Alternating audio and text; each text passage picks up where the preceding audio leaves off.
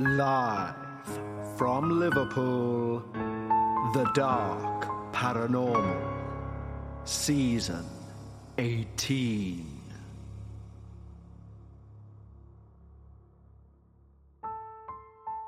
Hello everyone, and welcome back to The Dark Paranormal, Season 18, Episode 7.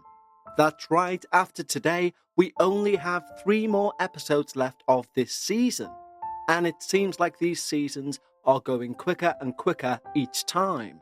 I can't believe it will be mere weeks until that finale, and believe me, it's a finale that no one will want to miss. Today, however, we're going to be looking at a case which is as bizarre as it is terrifying. Whatever it was that was encountered by the individual who sent in today's experience brought out that very human desire to want to know more about something they don't understand. One could argue, and I often do, that with things like the paranormal, sometimes it's best to not do that. But before we get to today's experience, I want to remind you all about our wonderful society over on Patreon. Now, when you sign up to Patreon, not only will you receive everything on this main feed, both early and ad-free, but you can also gain full access to the Patreon-only podcast, Dark Bites.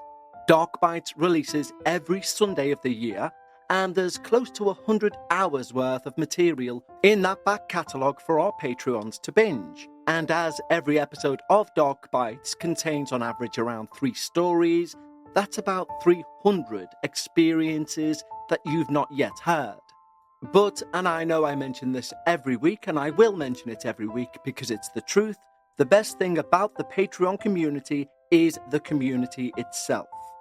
I've never sincerely experienced a group of like-minded, enthusiastic paranormal believers or skeptics who support each and every other Patreon in that community. Safe spaces online to discuss things like the paranormal are fewer and fewer.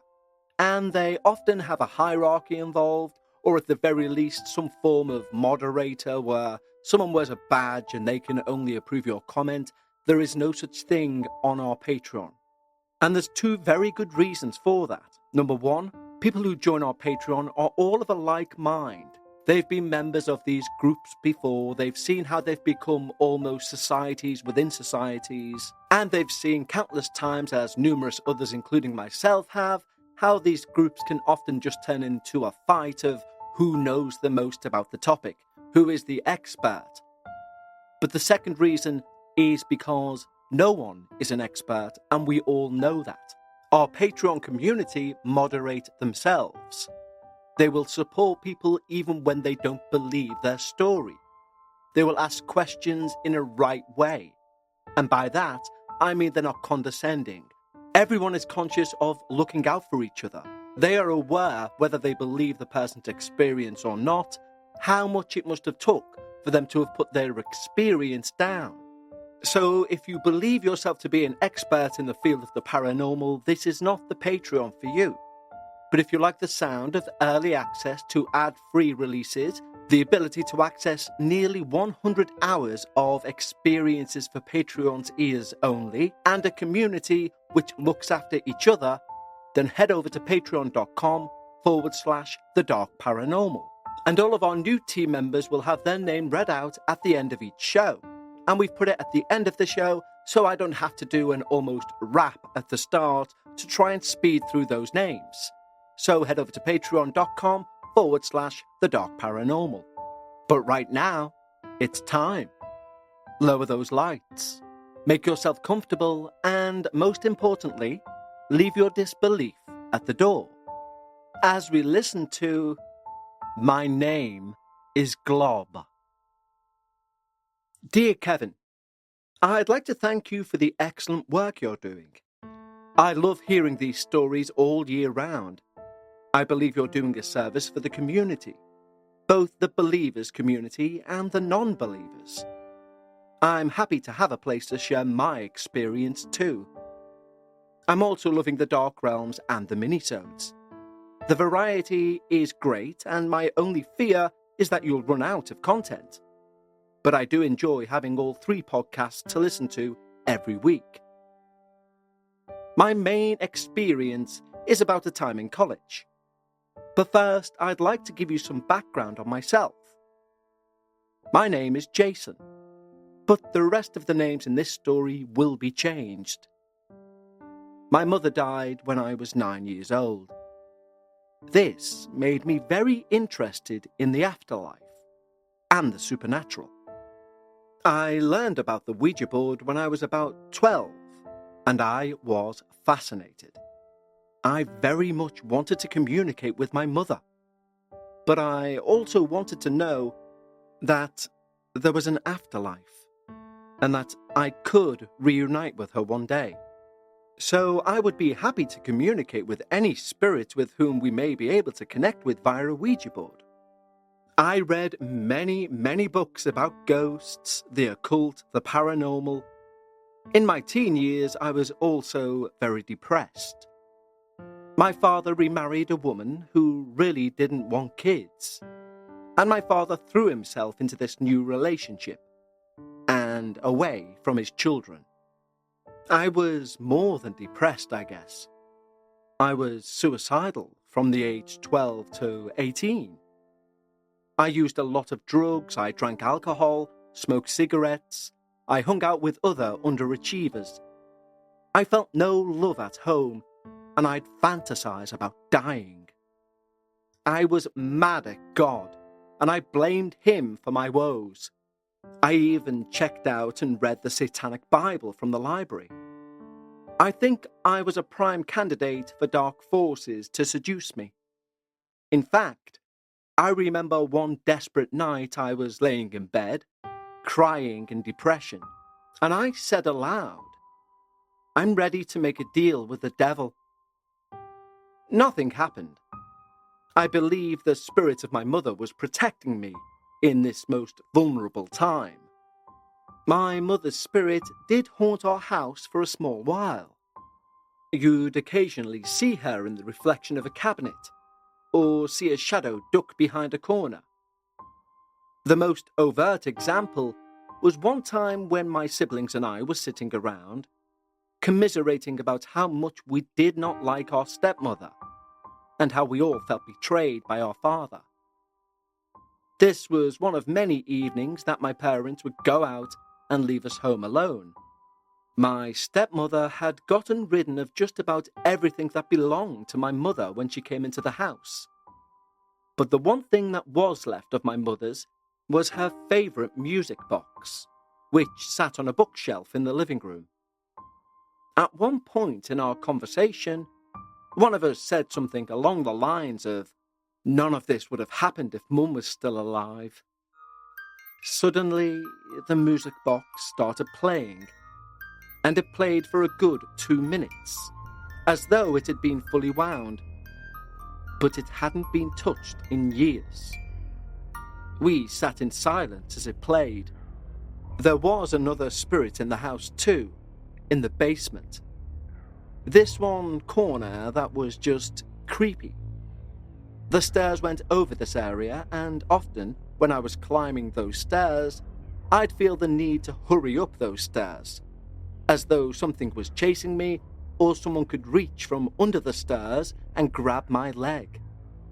I thought it was just me, but years later my brothers confirmed they had the same feeling whenever using those stairs. In high school, I remained interested in the Ouija board, but by now I'd read stories of the dangers of using the board alone. Actually, I didn't know there was any potential risk. I thought I'd be safe as long as I was doing it in a group. I occasionally was able to talk my friends into using the board, but all too often people would not take it seriously, and they'd push the planchette purposely. They thought it was funny, but I'd get irritated. Irritated that no one else was taking this seriously. If it were up to me, I'd use that board every day. But I couldn't get a good cohort. Fast forward to college. Once I was out of the house, my depression lifted. I spent much of my freshman year in the dorm room of my two best friends, Carl and Davy. Rather than in my room, because I didn't have much in common with my assigned roommate.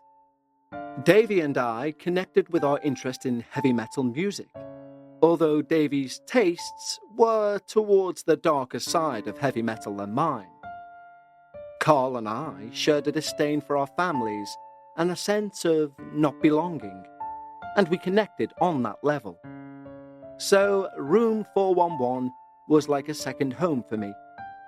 We had a lot of fun in that room, hosting small parties, playing music, and enjoying our newfound freedom. We also managed to find some time to study as well. But after a few months, we noticed some strange things happening. Things started coming up missing and would reappear in strange places. One night, whilst we were asleep, Davy's pillow disappeared. Well, we looked all over for that pillow, and there were not many places in this small dorm room, but it wasn't anywhere. 2 days later, it reappears at the top of his closet. Another night, my pants, complete with my wallet and keys in the pockets, vanished from the chair which I'd sat them on. A day later, they reappeared in the shower.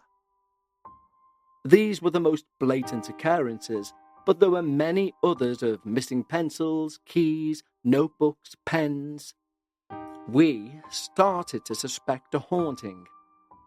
We talked about this with our friends and, of course, everyone was interested. At my suggestion, we decided to make a homemade Ouija board.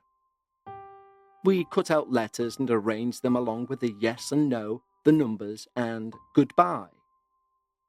We put them on an album cover. This was the 90s, when people still had record collections, and we used a glass at a planchette. In order to ensure those touching the planchette were not guiding the movement, be it intentionally or subconsciously, we blindfolded them, and the rest of us wrote down what the board spelt out. I was on the board, blindfolded, along with our friend Ellen. We asked if there was anyone who wanted to communicate with us, and the planchette started moving. We asked its name, and it spelled GLOB. We then asked some things that Ellen and I couldn't know, like people's middle names, street names where they grew up, things like that. Glob answered them all correctly. We asked where he lived, and he would not answer. The planchette just moved around in circles or the figure 8.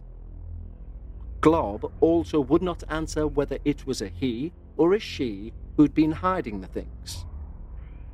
We lost interest after a while and gave up. Another night, we're walking home to the dorm after being out for dinner. Ellen noticed a light in the window of room 411. It was not the room light or a desk light. It was more an eerie glow.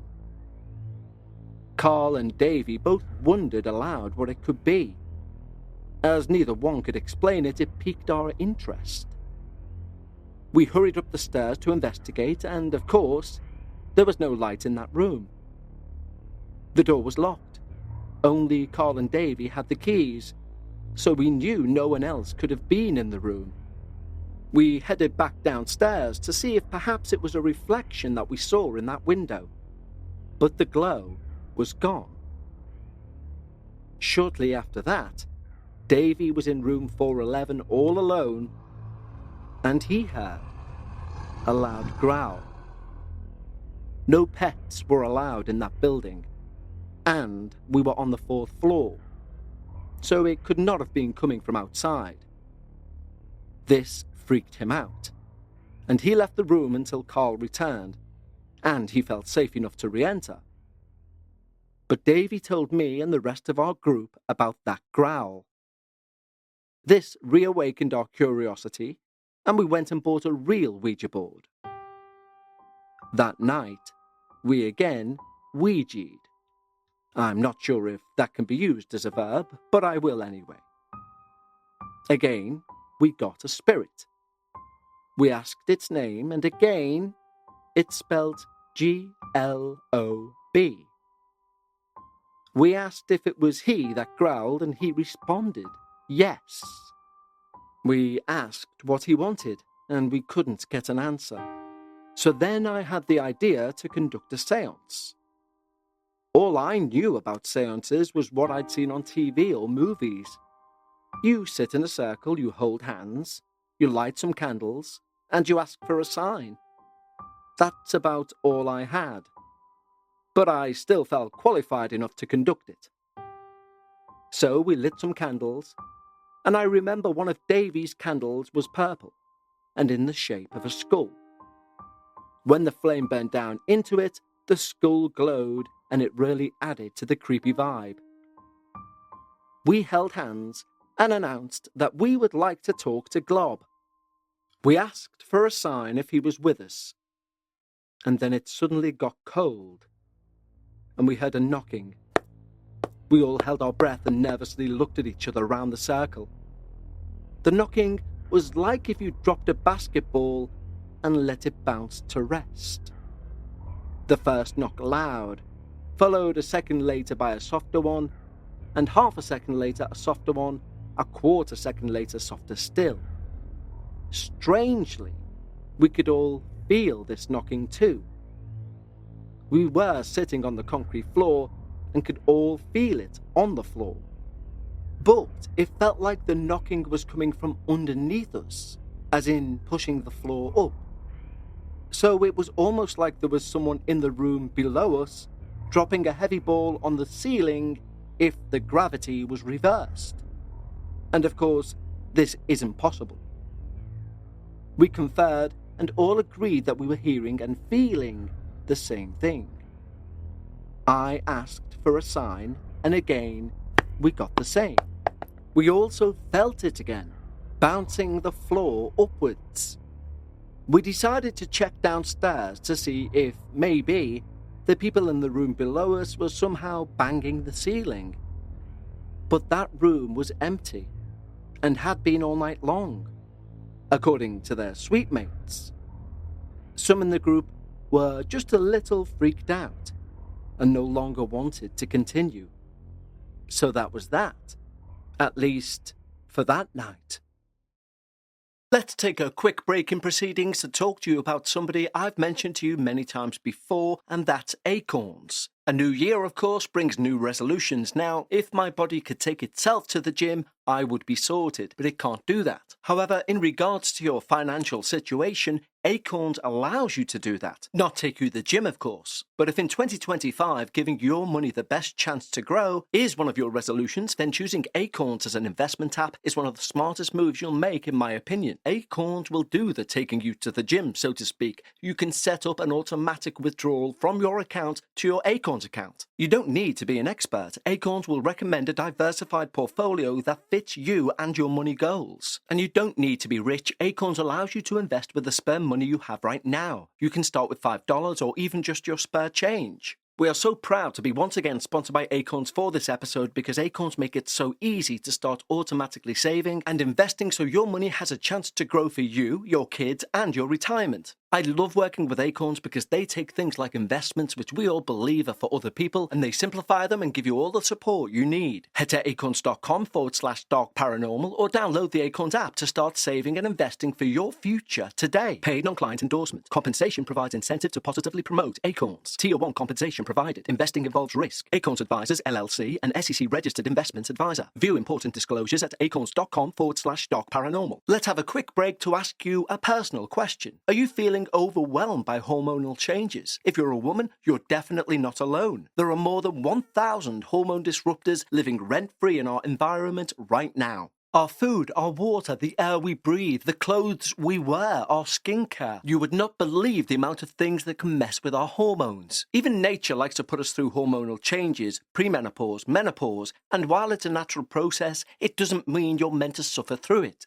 And the good news is, you don't have to suffer through it anymore, because we now have Hormone Harmony, a formula made with only herbal ingredients that are shown to reduce hormonal symptoms in women of all ages. Happy Mammoth, the company that created Hormone Harmony, is dedicated to making women's lives easier. And that means using only science-backed ingredients that have been proven to work for women. They make no compromise when it comes to quality, and it shows. Hormone Harmony is not just a hormone-supporting supplement, it's become a phenomenon. Women cannot stop talking about it on social media. A bottle of Hormone Harmony sells every 24 seconds. And the biggest benefit? Feeling like myself again. That's what women mention over and over in their over 30,000 plus reviews for Hormone Harmony. For a limited time, you can get 15% off your entire first order at happymammoth.com. Just use the code DARKParanormal at checkout. That's happymammoth.com and use the code DARKParanormal for 15% off today.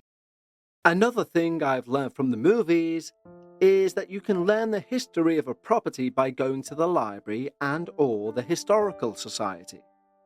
So, a few of us went to the Chicago Public Library and the Historical Society too, and tried to look up what used to be on the property before the dorm was built.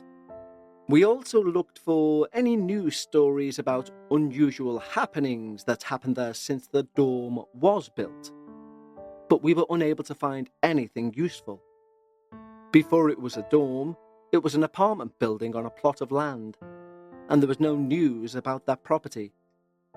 And this was long before the internet, so researching was both tedious and we didn't have the time nor energy to delve too deeply into it.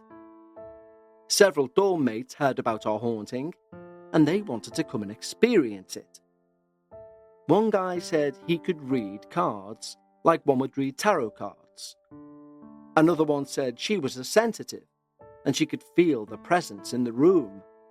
But we didn't put any stock in what they said and quickly shut down the sideshow. No more people who were outside the inner circle were allowed into that room. The next chance we got, which may have been that next weekend, I led another séance. I think there were 6 of us in total. We lit candles, held hands, and asked for a sign. And we got the same knocking and the same cold sensation. I asked if we could ask questions and have the spirit answer with 1 knock for yes and 2 knocks for no. This didn't really go anywhere, as it was hard to tell what the answer was because every knock had multiple knocks. It seemed unreliable. I opened my eyes and I saw that Ellen, who was sitting across from me, was crying. Her eyes were open and tears were just pouring onto her cheeks. She seemed oblivious to the tears and was staring at the wall. I said, Ellen, are you okay?" And then she kind of snapped out of it. She had no idea that she'd been crying. But she told us what she'd seen. She relayed to us that she didn't see the wall in front of her, but she could see a scene behind the wall. She saw a woman standing on a prairie, dressed like a woman in the 1800s, and she could tell the woman was very sad. Ellen could feel the sadness of the woman, and it overcame her. She thought this woman must have lost a child or something equally terrible. She also then had a realization. "Oh my God, there's someone behind that wall." The wall in question separated the bedroom from the shared bathroom. It was the toilet area that bordered the dorm room. From the entrance to the bathroom, you'd walk to your left to enter the toilet area, then walk about 2 or 3 steps to your right to get to the toilet. So looking through the toilet area door, you didn't see the toilet, just the wall on the opposite side from the door. It was more like looking into a closet that extended off to your right beyond where you could see. We anxiously ran into the main area of the bathroom and looked towards the toilet area. We wanted to get a look at the other side of that wall, but when we entered the main area of the bathroom, we all stopped. We all just stopped on our own, none of us wanting to go any further, and there was no reason to stop. I'd been in that toilet 100 times before, and it was unremarkable. But I and the others just stopped. right near the sink. I could feel like there was something there in the toilet area. Something scary. We all just stood in silence, watching the open door frame. Then, around the frame, at a little above waist height, something black worked its way around the corner into view. It was blacker than black. It just stood there, fixed to that door frame. Then we see a lot more black start coming around the corner, above and below the initial black thing. Now, it was evident that the first thing we saw was its hand. And that hand pulled the rest of its body into the doorframe and into our view. It wasn't especially tall, maybe 5'10" or so, or 178 centimeters for the rest of the world. And it had no face that we could see. But as it slowly rounded the corner, we could see shoulders, legs, a torso, a head, and the one arm it was using to pull itself around the doorframe. It was the blackest thing I've ever seen. Not even like a colour, more like a black hole. Like it sucked all the light that should have been around it out of existence. We ran out of that bathroom, totally freaked out. We gathered in the dorm lounge and started talking about what had happened. I asked everyone to stop speaking. I'm very wary of the power of suggestion, so I was afraid that if one person said they saw something specific, others would naturally agree with them. So, to prevent this, we all wrote down individually what we'd seen and then compared notes. Notes I wish I'd held on to, but it didn't occur to me at the time. We all saw the hand, and then the body of the blackest and scariest thing that we'd all ever seen. It wasn't the black that was so scary, although that certainly was. It was that this thing emitted a sense of dread. Like we all knew we were in danger. Like our very souls were screaming at us to get out of that situation. For a few days, I started using my room's bathroom again, as did Davy and Carl. We didn't tell the suitemates about what happened that night. And after a few days of them using the bathroom without incident, we resumed using it. All the time, a small piece of us wondered if we were all being silly. But the fact we all heard the same sounds, all saw the same apparition, all felt the same dread, these all made me think that it was much more than our mere imagination. The day after we saw GLOB, we decided to get help. There was a local ghost hunter in Chicago named Richard Crow. We called and told him of our story, and he and an associate came out to the dorm to interview us all. He, of course, was very interested in the happenings and started talking about setting up surveillance. They planned to come in on the weekends so as to not disturb our studying and set up infrared cameras, audio recorders, and some other types of equipment I've never heard before. They couldn't come that weekend as they had another engagement, but they planned to come the one after and begin the surveillance. I was very excited by this. There were no ghost hunter shows back then, so this was my first exposure to real paranormal investigative procedures, and I was all in. A few days later, Davy was alone in the room. There were posters hung on every wall, but suddenly, the posters that were on the wall that bordered the bathroom all fell off the wall. Not just that, they started swirling in the middle of the room, like some sort of vortex or tornado in the room, even though all the windows were closed. Nothing else was disturbed in the room but these posters blowing round in a circle. Davy ran out of that room and didn't go back in until both I and Carl had returned. Davy told us the story and I was very excited. I wanted to call Richard Crowe right away and give him the report. But then Davy became adamant that we were not going to investigate this any further. He announced to us he was just going to pretend it wasn't happening. And he wanted us to do the same. He was freaked out and said, the more attention we're giving this thing, the stronger it's getting, and we need to just ignore it. I disagreed. I told him, this thing was trying to get our attention long before we knew it was even here. We didn't create this. Who knows? It might have escalated like this if we did nothing. And now we're in greater need of expert assistance. Once it's documented, maybe Richard can get a psychic or a priest out here, maybe do an exorcism. But this might be a chance to finally prove that ghosts and spirits exist. This was long before the proliferation of ghost hunting shows, and I think even more people were skeptical to the existence of the paranormal back in the 90s than they are now. I was so excited that we might be furthering the field of paranormal research, and I was very upset with Davy for pulling the plug on this investigation. I appealed to Carl, but he wouldn't go against his roommate.